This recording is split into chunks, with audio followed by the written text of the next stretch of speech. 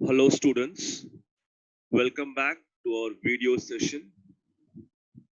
The last video session you have learned about sequential and branching statement. In this video session you will be learning about looping constructs, or we can even call as iterations. Loop, repeating a same set of action again and again until the given condition is satisfied.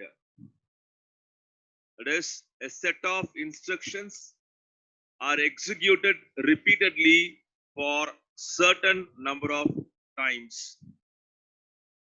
When the user need to execute a block of code several times until the given condition is satisfied, we can use looping. Suppose if you want to print your name on the screen for 5 or 10 times, a same set of action has to be repeated for a certain number of time. At that time, we use looping. So a loop statement allows to execute a statement or a group of statement multiple times. Python provides you two types of looping constructs, while loop and for loop. There is one more we can call as nested. When we can call as nested, if a for is kept inside your while or a while is kept inside your for, then we call that as nested. Or you get what I'm saying?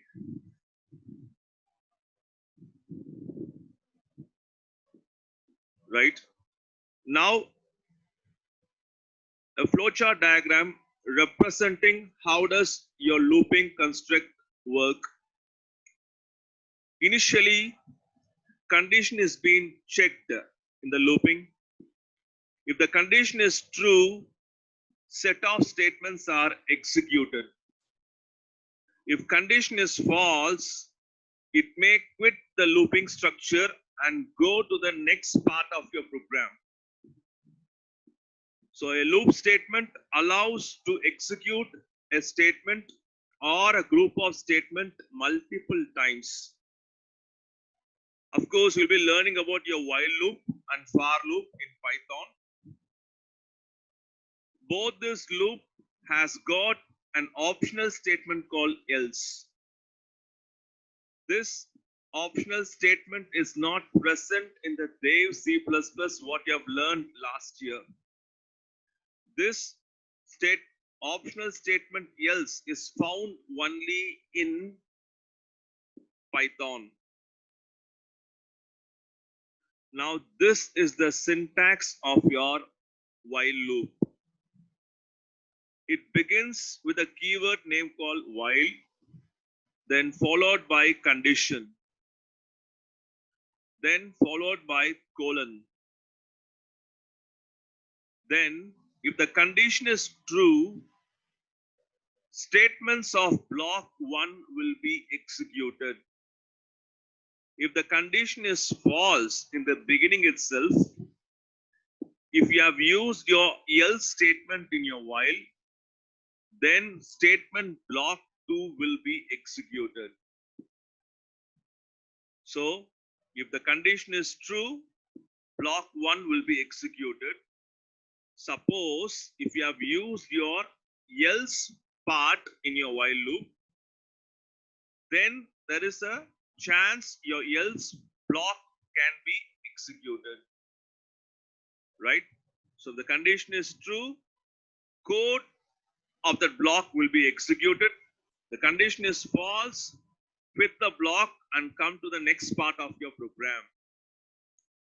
While loop is called one of your entry check loop because it checks your condition at the beginning of the looping structure.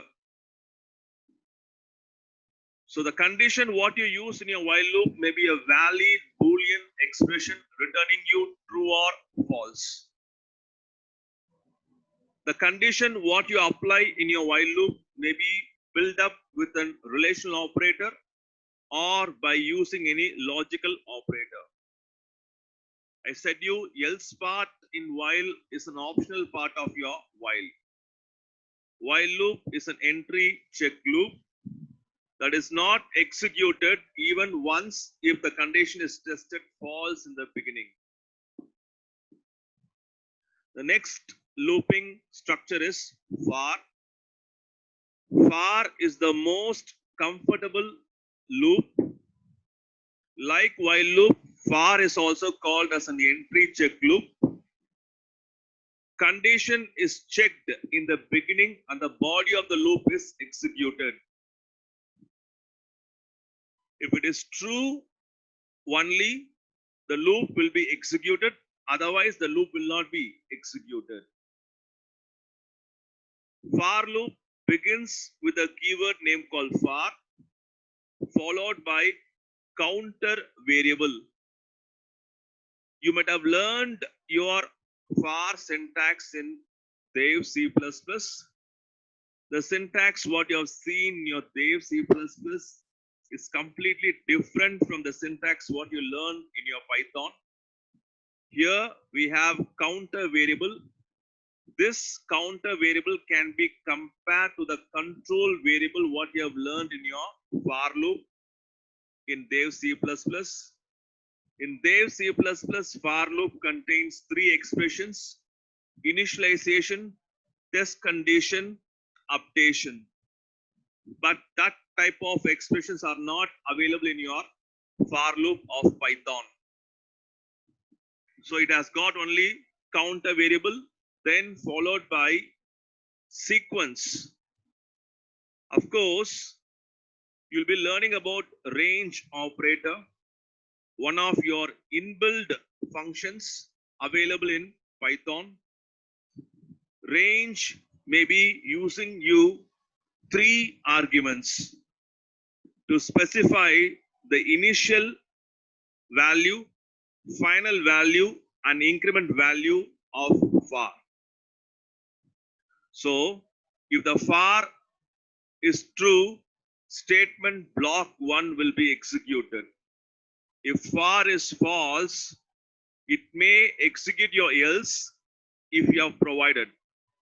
Otherwise, the program control may flow to the next part of your program.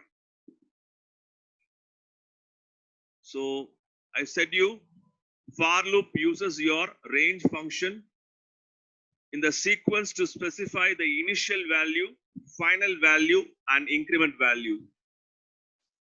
So the syntax of your range is like this. It has got three arguments: start, stop, step.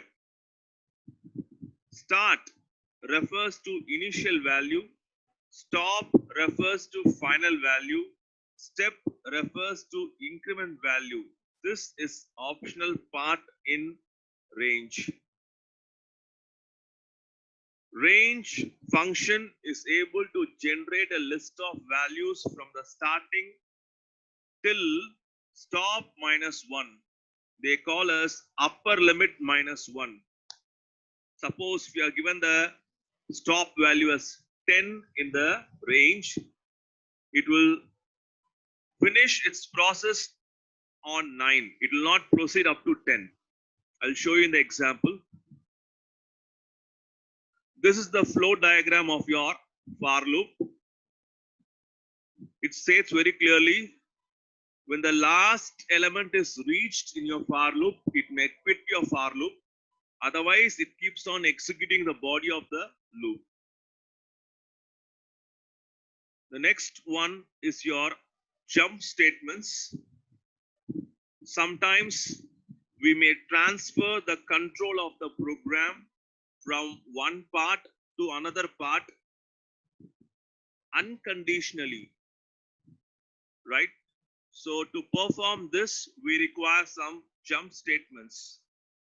There are three types of jump statements you are going to learn in Python: break, continue, pass. First, we'll see what is break. Break statement terminates the loop containing it. So whenever a break is applied, it terminates the loop. Even loop has got some more iteration to be performed. Whenever a break is applied, it quits the block of that loop and comes outside the block of the loop. Control of the program flows the statement immediately after the body of the loop. Right here, we have a for loop. Inside your for, we have used your if. Inside your if, you have used your break. So what will happen exactly here? Once the condition is satisfied in your if, break will be applied. Even this if inside your for, it's not an issue. Once the break is applied, it may quit the body of the loop and come out of the body of the loop. Syntax of your break is very simple. Just use the statement break. That's it. Then continue statement. Unlike break statement, it is used to skip the remaining part of the loop. I may said you in your Dev C++, continue forces the next iteration of the loop, whereas break is used to cause normal exit of the loop. So break may terminate the structure, but continue may not terminate the structure. It may pass the control to the next iteration. So only they pronounce you continue statement. Unlike break, statement is used to skip the remaining part of the loop and start with the next iteration. It will not quit the loop. It makes the iteration to pass on to the next process. Pass statement. This is a new statement you are learning in Python. Pass is one of the null statement in Python. Why you want to use pass statement?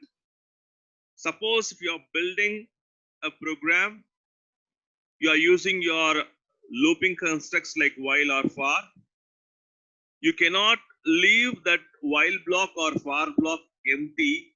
Some statement must be applied inside that block. So we use your pass statement. Pass statement is completely ignored by the compiler, by the interpreter of the Python. Nothing happens when the pass is executed. Pass statement can be used in a if class as well as in the looping constructs. When you do not want any statements or commands with that block to be executed, we can use your pass. Syntax of your pass is just pass. Now I'm going to show you the programmings for all the looping constructs and your jump statements.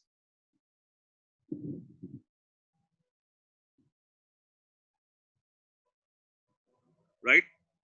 The first example is for the while loop. Here I have typed a program on my screen. I have declared a variable called x. I've assumed the value of x as 1. While x is less than or equal to 10. X less than or equal to 10 is my condition applied in your while. If this condition is satisfied, comes inside your while loop and print the current value of x. Of course, the current value of x is 1. Then, after printing the value of x, the value of x is being incremented. X equal to x plus 1. So the value of x changes from 1 to 2 in this step. After changing, it may go back to the while loop and check the condition one more time. Now the value of x is 2. 2 less than or equal to 10. Condition is true. Get inside your while loop, print the value of x. This process may continue for exactly 10 times. Okay. When the value of x reaches 11, 11 less than or equal to 10, condition is false. So it may quit your while loop. Now we'll execute this program and see what is the output. Right? So your while loop is able to print the value from 1 to 10. Am I clear? Right. Then there is a second example. Here, the value of I is being initialized to 10. And condition is like this, I less than or equal to 15. Remember, the value of I is been initialized to 10, not from 1 or 0. It has been initialized to 10. So first time when I'm checking here, 10 is less than or equal to 15. Condition is true. The condition is true. Get inside your while block. See, when I'm talking about block in Dev C++, you might have come across the open curly braces and closing curly braces to indicate the block. Whereas in Python, we do not use block, we use indentation. Spacing is used for block. So what's the current value of I here? 10. It prints 10. Print statement is going to use your end parameter.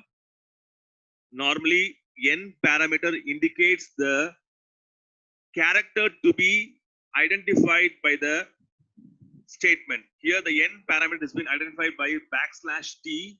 Of course, \t is one of your escape sequences, which refers to print horizontal spacing on the screen. Once it prints 10 on the screen, it may leave you horizontal spacing.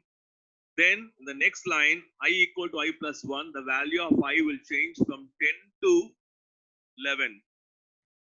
11 less than or equal to 15, condition is true. Print the value one more time, leave horizontal space. This process will be continued until condition is true in your while loop. When the condition will be true until the value of I is 15, it reaches 15. When the value of I changes to 16, the while loop will be false. We'll execute this program and see the output.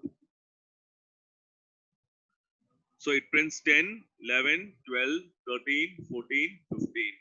Once the value of I reaches to 16, 16 is less than or equal to 15, condition is false. Am I clear? Right. Now, the same program, what I've taught you in the previous screen, is applied with else. Of course, else is an optional part of your while. When does this else part will be executed in the loop here?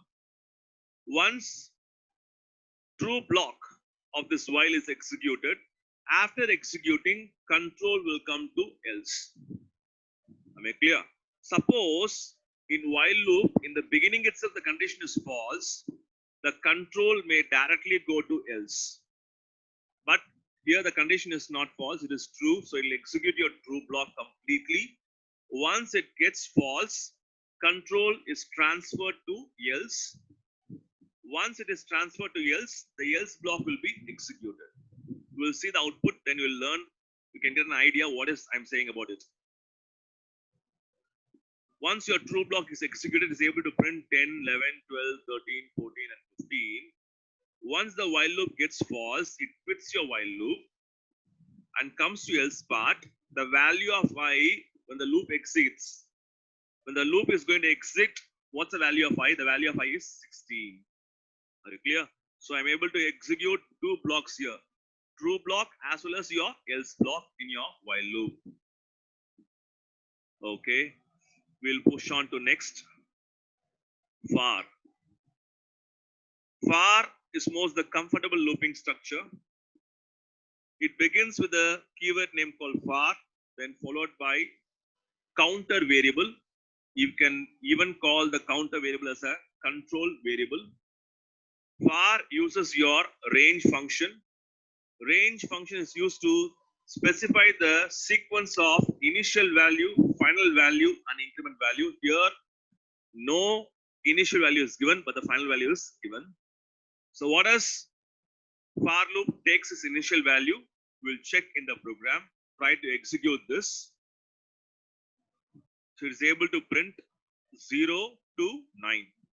So you can understand initial value by default will be taken from 0. Sir, why it is printing up to 10? I said you in your stop value, it will be always stop minus 1. Upper limit value is 10. 10 minus 1, it is 9. It can execute up to only up to 9. Am I clear? Right. Now I'm using the second example here. In the second example, we can see a for loop using the range function with three arguments. That is initial value, final value, and increment. What's the initial value here? 2. What's the final value here? 10. And what's the increment value here? Okay, wow. So we'll execute this program and see what will be the output. So it prints 2, 4, 6, 8. Why you cannot print 10? I said your for loop is able to finish its process in your range because range function stop refers to final value. That final will be always stop minus 1 by default. Here stop minus 2. So it ends with 8. Am I clear to you? Right. Now we will see an example in for loop in a different way. I'm going to print my star series. I have used my for loop here. I is called the control variable, or we can call even as a counter variable. Range function in for loop uses your starting range, that is initial value and final value. Initial value is 1. Of course, the initial value will start from 0 by default, but here I have declared as 1, comma 6. 6 is called the final value. Always final value will be always minus 1. That is, it can execute up to 5. I'm going to print star on the screen, but are you able to see a statement here? Star I. What is star here? Of course, star in Python is called as your repetition operator. Based on the value of I, the star is going to be repeated here. First time when you're going to execute your for loop, this I contains the value 1. That means star will be repeated only for one time on the screen. Next time, the value of I changes to 2.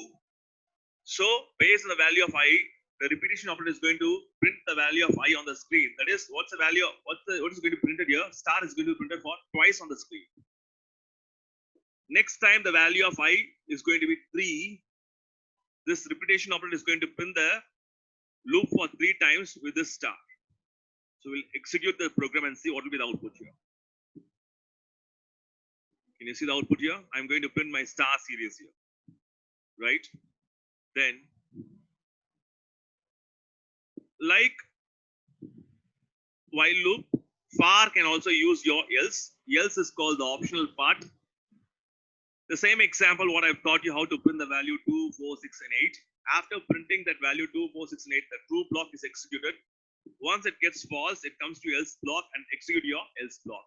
In else block, we have just used the statement end of the loop. So the end of the loop was also printed on the screen. So it prints 2, 4, 6, 8. Then it prints your else block, end of the loop. Right? Okay. Now I'm going to teach you a program, especially how does your for is going to handle your strings. Right? Now I'm going to get a string as an input from the user and store in yes. Right? Here I have used 2 variables. One is yes, one is I. By default, you know Python will accept value input only as a string. So I'm getting a string input, I'm storing in yes. There's one more variable called I. Its initial value is 0. Right? For x in yes. Yes is going to contain the string. The x is going to get a string from this yes. The string entered by the user at the runtime. Of course, you have learned your array last year. When you have learned your array last year, I have taught you how your array index will look. Array index starts from 0. Am I correct? Same way, string index also starts from 0. That index values are being referred to x, the counter variable of your for loop. So when I'm executing this program, it is going to print out what is the current characters present in each and every index once you store it. Now it is asking the user to input the string. I type here welcome, right? So once I input the string, it is stored in S. This string S is being read as a sequence of indexes and stored in X. And here you will be learning about your sequence data type called list, tuple, set, dictionary in later part of your chapters. At present, I want to explain you how the string is being handled by the for loop in Python. Now you can see the character present at 0 index is W. The first index of a string is 0. In that string index 0, what's the value present? W. So it prints the index from 0 up to 6. So from W to E, right? Now we'll see an example. Now this example, what you're looking on the screen, is an example for nested loop, right? We have used the while loop and we have used the for loop. What's the variable declared here? I. What's the initial value of I? 1. 1 less than or equal to 6 is the condition checked in your while. If the condition is true, get inside your while. Inside your while, we have your for loop. For j in range 1, 1. So substitute the value of 1 in the place of I. So this loop is executed. So when it's executing, you know the j range will start from 1. The I value will start from 1. It will execute one time. So they print the value of j on the screen. What's the value of j? 1. So like this, every time the nested loop is going to process based on the outer loop value. What's outer loop? While loop here. So this is going to print the following pattern of numbers like this.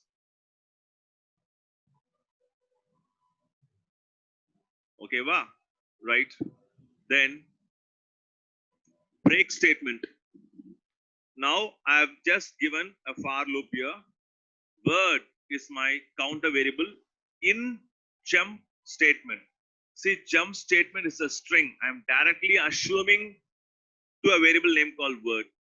When I assume like this, you know it will be stored in a sequence of string characters in index. So once it's going to execute, I have put a condition inside your for by using your if.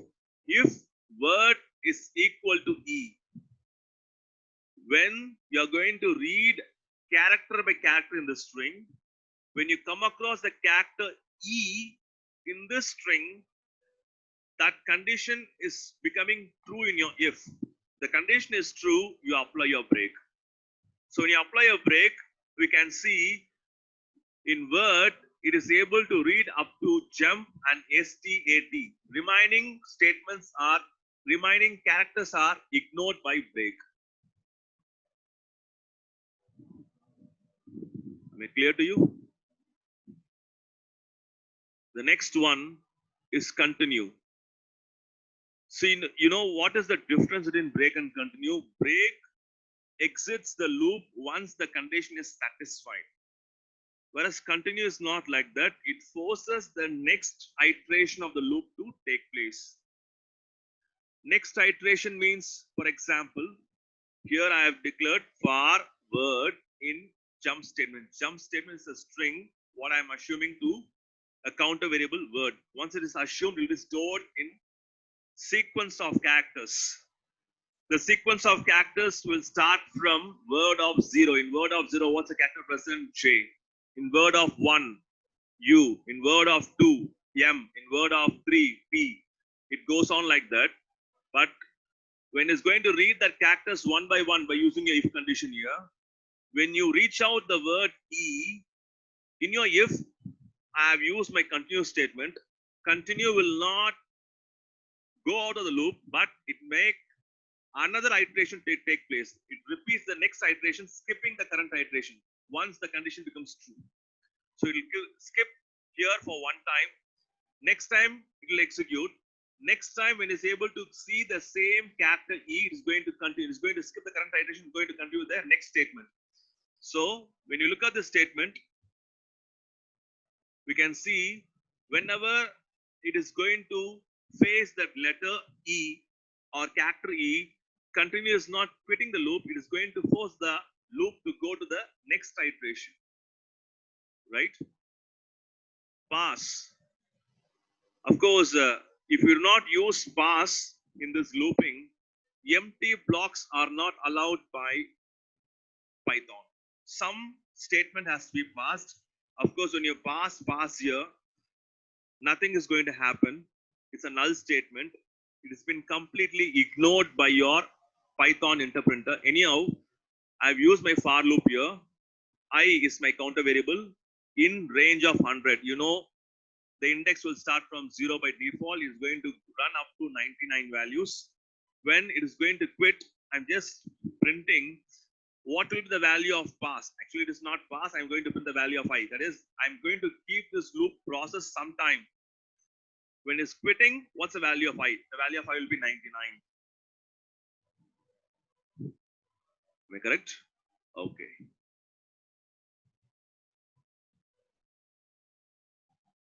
Right? Now, this is your assignment. Please take down your assignment and try to prepare your assignment from your home. And this is an assignment for your programs. Please prepare for it. I hope you are all staying safe in your home. Try to utilize your time in a very effective way. Thank you. We'll meet in the next video session.